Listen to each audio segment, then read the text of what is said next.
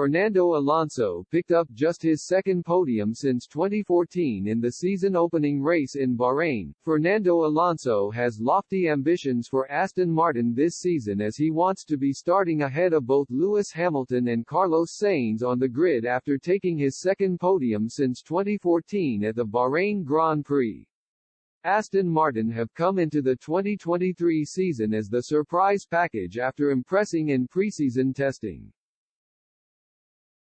Both Alonso and Lance Stroll were delighted with the car coming into the season-opening race, and that showed in free practice. Stroll's efforts were impacted by a wrist injury he suffered last month, but Alonso was sending shockwaves up and down the paddock with his pace.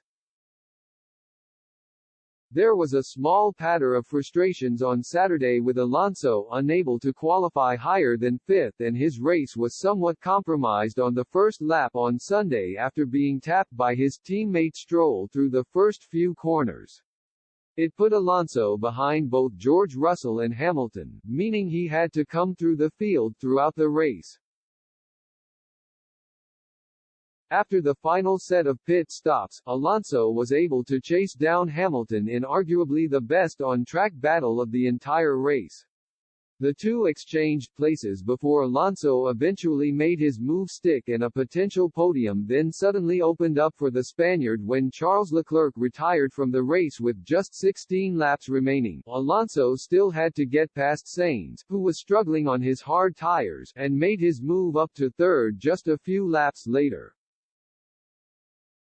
The Red Bulls were out of sight at that point, but Alonso was able to maintain his position for a historic result for Aston Martin. Nico Rosberg asked Alonso how it felt to pass both Hamilton and Sainz before taking third, with the Aston Martin driver admitting his preference would be to start ahead of both drivers on a regular basis.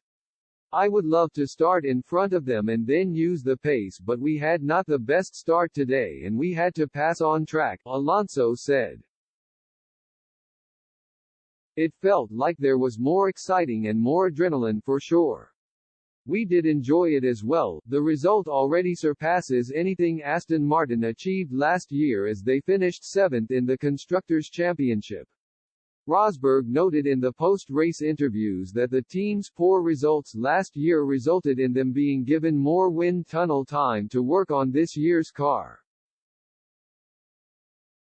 But Alonso is hoping Aston Martin won't have the same wind tunnel time for 2024 if they can build on their strong start to this season.